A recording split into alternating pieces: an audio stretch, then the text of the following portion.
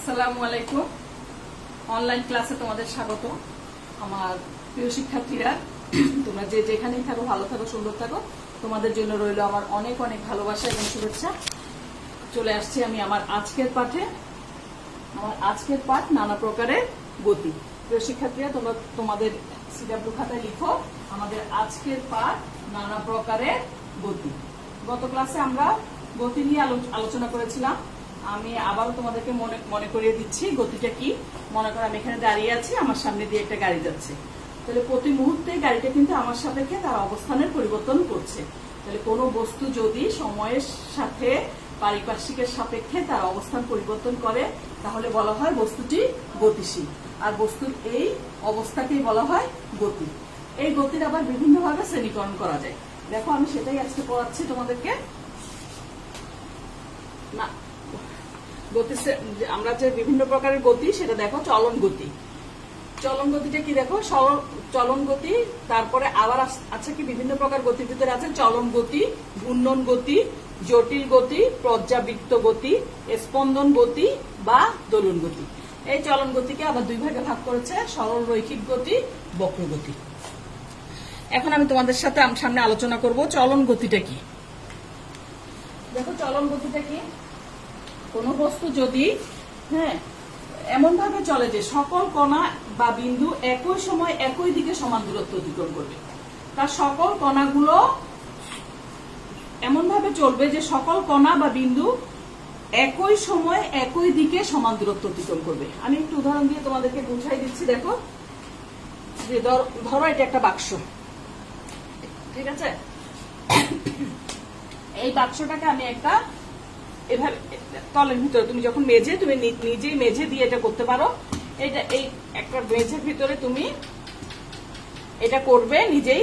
দেখো এই একটা রেখা দিলাম আমি মেঝ, এই বাক্সটাকে আমি ঠেলে এখানে নিয়ে আসলাম। বাক্সটা ছিল আমার এখান থেকে এতটুকু পর্যন্ত ছিল, ঠিক আছে। মনে করো এইটা এ বিন্দু, এইটা বি বিন্দু।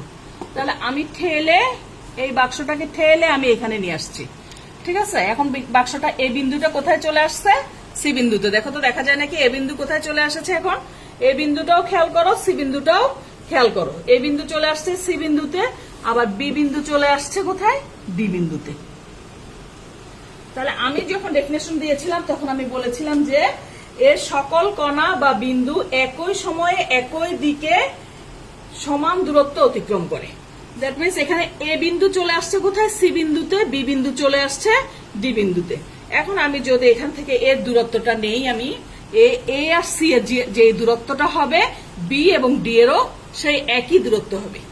দেখো তো মেয়েরা, ছাত্রীরা বুঝছো কিনা, আমার প্রিয় শিক্ষার্থীরা বুঝেছো কিনা? আবার একটু দেখা, আমি এ থেকে সি এর যে দূরত্বটা হবে বি থেকে ডি এরও সেই একই দূরত্ব হবে। বি থেকে ডি এরও সেই আমার একই দূরত্ব হবে। শুধু তাই না, আমি যদি এর মধ্যবিন্দুটা নেই, এ আর বি এর মধ্যবিন্দুটাকে যদি আমি চিহ্নিত করি, সি আর বি এর মধ্যবিন্দুটা চিহ্নিত করি, তাহলেও তাদের দূরত্বটা একই রকম হবে। তুমি নিজেই তোমার বাসার মেঝে একটা ইটকে তুমি এভাবে ঠেলে এই পরীক্ষাটা করতে পারো। ইটটাকে এভাবে ঠেলবে, দেখবে যে এই পরীক্ষাটা তুমি মেপে দেখবে যে এই প্রথম বিন্দু আবার দ্বিতীয়বারের প্রথম বিন্দু যে দূরত্ব, আবার প্রথমবারের দ্বিতীয় বিন্দু, দ্বিতীয়বারের দ্বিতীয় বিন্দু সেই একই দূরত্ব হবে। এছাড়া কি দেখো, মাঝখানে তুমি যদি এ বি এর মাঝখানের বিন্দুটা নাও, আবার বি সি এর মাঝখানের বিন্দুটা নাও, তাদের দূরত্ব সমান হবে।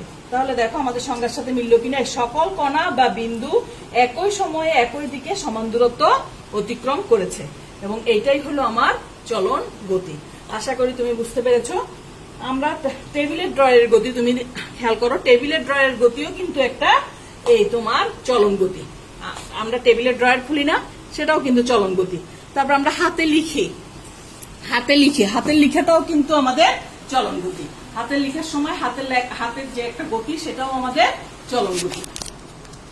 এই চলন গতি আবার দুই প্রকার। দেখো তোমরা প্রিয় শিক্ষার্থীরা, দেখো চলন গতি আবার দুই প্রকার। একটা হচ্ছে সরল রৈখিক গতি, আর একটা হচ্ছে বক্র গতি।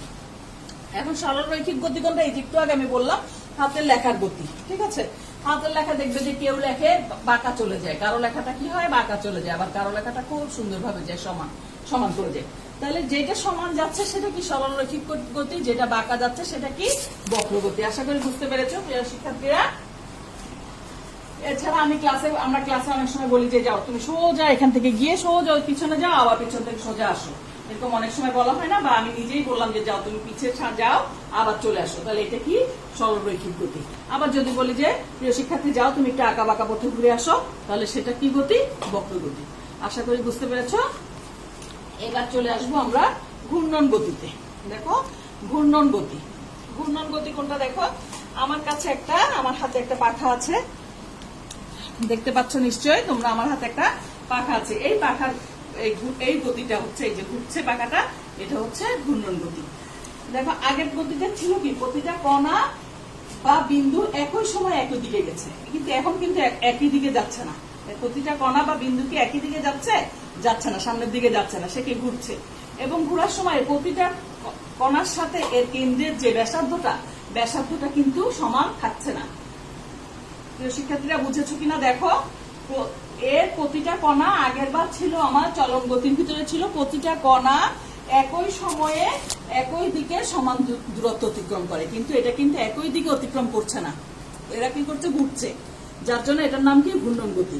এর প্রতিটা কণা থেকে কেন্দ্রে থেকে প্রতিটা কণার দূরত্ব অর্থাৎ ব্যাসার্ধটা একবার এক এক রকম, ব্যাসার্ধটাও সমান না, তাহলে এটা হচ্ছে তোমার কি গতি, ঘূর্ণন গতি। আশা করি বুঝতে পেরেছো। তোমরা এই পরীক্ষাটা নিজেরাই বাসায় বসে করতে পারো। কিভাবে করতে পারো, মনে করো এটা একটা বাঁশ, ঠিক আছে, বাঁশটাকে কি করবে তুমি, এখন তো মাটির বাইরে যাওয়াও যাচ্ছে না, তোমরা বাঁশটাকে মনে করো এটা মাটির ভিতরে পুঁতলে, ঠিক আছে, তার বাঁশটাকে এভাবে করে ধরে এভাবে করে ঘুরবে। নিশ্চয়ই এই ধরনের খেলা খেলেছো, আমরা ছোটবেলায় খেলেছি, বাঁশটাকে এভাবে ধরে এভাবে চারদিকে ঘোরা যায় না, এরকম কত খেলা খেলেছো না, এরকম, সেটাও কিন্তু তোমার ঘূর্ণন গতি, ঠিক আছে। তাহলে আশা করি বুঝতে পেরেছো ঘূর্ণন গতি কি। এবার চলে আসছি জটিল গতি। হ্যাঁ, এবার আসো তোমরা দেখো জটিল গতি, একটু দেখো জটিল গতি বা ঘূর্ণন চলন গতি, জটিল গতি বা ঘূর্ণন চলন গতি। দেখো খেয়াল করো, এটার নাম কি ঘূর্ণন চলন গতি, মানে এমনি ঘুরবে আবার চলবে, সেই জন্য এটার নাম দেওয়া হয়েছে জটিল গতি। সে দুইটা কাজ একত্রে করবে, আগে ছিল চলন গতি, তারপরে ছিল ঘূর্ণন গতি, আর এখন কি ঘুরবে এবং চলবে। এরকম বলো তো দেখি কি উদাহরণ আছে, বলতে পারবে তোমরা এরকম কি উদাহরণ আছে? এরকম একটা উদাহরণ আছে, সেটা হচ্ছে সাইকেলের চাকার গতি। সাইকেলের চাকার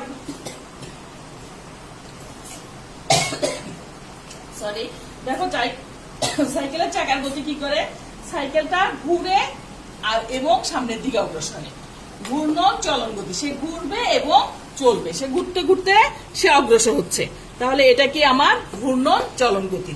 আশা করি বুঝেছো। আমি আবারও বলছি ঘূর্ণন চলন গতি, ঘুরবে, ঘুরতে ঘুরতে সে অগ্রসর হবে, এটা হচ্ছে ঘূর্ণন চলন গতি, সাইকেলের চাকার গতি, এটা সেজন্য এটাকে জটিল গতিও বলা হয়। এরপর আসো পর্যাবৃত্ত গতি।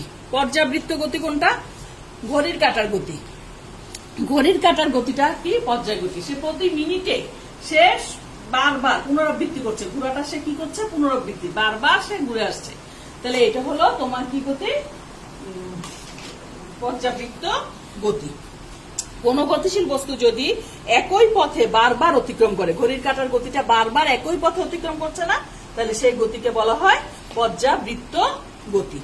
এরপরে আছে দেখো প্রিয় শিক্ষার্থীরা দোলন গতি। দোলন গতিটা আরো মজার, তোমাদেরকে দেখাচ্ছি আমি দোলন গতিটা কি। দোলন গতিটা দেখো আমি বুঝাচ্ছি, এই দেখো আমার হাতে একটা স্কেল, ঠিক আছে, আমি স্কেলটা কি করলাম, এখান দিয়ে চেপে ধরলাম, এই মাথাটা আমি এভাবে করে টেনে ছেড়ে দিলাম, দেখলে কিভাবে স্পন্দিত হচ্ছে, তাহলে এটা আমার নামটা কি দোলন গতি বা স্পন্দন গতি। তাহলে এটা স্পন্দিত হচ্ছে এবং এই জন্য এটাকে নাম দেওয়া হয়েছে দোলন গতি বা স্পন্দন গতি। আশা করি বুঝতে পেরেছো। আমি আরো একটা তোমাদেরকে পরীক্ষা করে দেখাচ্ছি।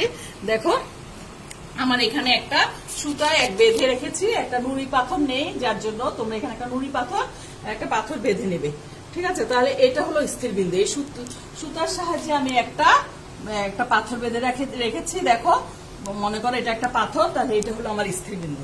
তা আমি এটাকে টেনে ছেড়ে দিলাম, এই যে দেখো একটু টেনে ছেড়ে দিলাম, ছেড়ে দেওয়ার পর সে কি হবে, সে তার প্রতিবার সে কিন্তু তার স্থির বিন্দুতে আসছে আসছে এই সামনের দিকে যাচ্ছে, আবার তার আগের জায়গায় আসছে, এসে আবার পেছনের দিকে যাচ্ছে। দেখতে পাচ্ছ কিনা দেখো, আমি তোমাদেরকে একটু দেখাচ্ছি। এসে কি করছে দেখো, তার স্থির বিন্দুটা দিয়ে সামনের দিকে যাচ্ছে, আবার এখানে আসছে, আবার পেছনের দিকে যাচ্ছে। তাহলে এই যে অগ্র পশ্চাৎ সে অতিক্রম করতেছে, কিভাবে করছে সে তার স্থির বিন্দু থেকে। তাহলে একবার যাচ্ছে আসছে এভাবে, এটা কি সে এইটাই হলো কি তার দোলন গতি। আশা করি তোমরা বুঝতে পেরেছো দোলন গতি বা স্পন্দন গতিটা তোমরা বুঝতে পেরেছো। এখানে শেষ হয়ে গেল আমাদের বিভিন্ন প্রকারের গতি। তাহলে দোলন গতি বা স্পন্দন গতির ডেফিনেশন দিবা এভাবে। দোলন গতি বা স্পন্দন গতি হলো সেই গতি যেখানে কোনো বস্তু একটি অবস্থানের অগ্রপশ্চাতে চলে বা গতিশীল। দেয়াল ঘড়ির দোলকের গতি দোলন গতি। আশা করি বুঝতে পেরেছো। এখন আসো আমি তোমাদেরকে এই আলোকে একটা সৃজনশীল প্রশ্ন দিচ্ছি। সৃজনশীল প্রশ্নটা একটু তোমরা লিখো। দেখো, তোমার বাসার দেয়ালে ঝুলানো ঘড়িটি বারবার এদিক ওদিক দুলতে থাকে। দেখতে পাচ্ছ কিনা তোমরা দেখো, আমি একটু কাছের থেকে দেখাচ্ছি প্রিয় শিক্ষার্থীরা। দেখা যাচ্ছে এখন। তোমার বাসার দেয়ালে ঝোলানো ঘড়িটি বারবার এদিক ওদিক দুলতে থাকে। তুমি তোমার গৃহশিক্ষককে এর কারণ জানতে চাইলে শিক্ষক দোলন গতির একটি পরীক্ষার মাধ্যমে তোমাকে বিষয়টি বুঝিয়ে দিলেন। ঘূর্ণন চলন গতির একটি উদাহরণ দাও। ঘূর্ণন চলন গতির উদাহরণটা কি হবে বলো দেখি। একটু আগে আমি তোমাদেরকে পড়িয়েছিলাম ঘূর্ণন সাইকেলের চাকার গতি। সাইকেলের চাকার গতি কি?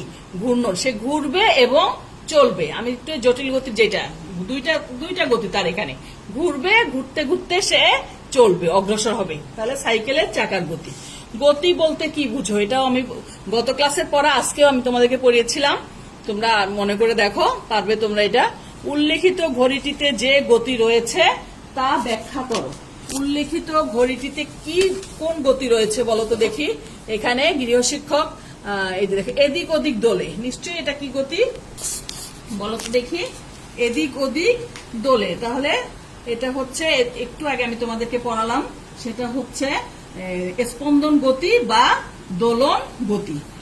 তাহলে আমার প্রশ্নটা ছিল উল্লেখিত ঘড়িটিতে যে গতি রয়েছে তা ব্যাখ্যা করো। তাহলে তোমরা এটা ব্যাখ্যা করবে যে এটা তার গতিকালের অর্ধেক সময় যে কোনো একদিকে এবং বাকি অর্ধেক সময় পূর্ব গতির বিপরীত দিকে ঘুরতে থাকে। এই গতি কখনো বক্রাকার হয় না। বস্তুটি নির্দিষ্ট সময় পর পর বিপরীতমুখী গতি লাভ করে। এভাবে তোমরা এই প্রশ্নটার উত্তরটা তোমরা সুন্দরভাবে তোমাদের SW খাতায় লিখে ফেলবে। তারপরে আসো উদ্দীপকে উল্লেখিত পরীক্ষাটি তুমি নিজে করে দেখাও। এই যে আমি করে দেখালাম, ঘড়িটা অগ্র পশ্চাৎ অগ্রসর হচ্ছে, সামনের দিকে যাচ্ছে। এভাবে তোমরা এটা সুন্দরভাবে বর্ণনাটা তোমরা তোমাদের খাতায় লিখে ফেলবে। তাহলে শেষ হয়ে গেল আমাদের আজকে বিভিন্ন প্রকারের গতির পড়া। আমরা আগামী ক্লাসে চলে আসবো। আরো বাকি আছে আমাদের এই চ্যাপ্টারে দূরত্ব সরণ, তারপরে দ্রুতিবেগ। খুব মজা করে এটা করা যাবে ত্বরণের ও অঙ্কগণিতের সাহায্যে। তো তোমরা অপেক্ষায় থাকবে, আমি এটা নেক্সট ক্লাসে করাবো। তোমরা ভালো থাকো, আমার জন্য দোয়া রাখবে, তোমরা ভালো, তোমাদের জন্য দোয়া রইল। আল্লাহ হাফেজ।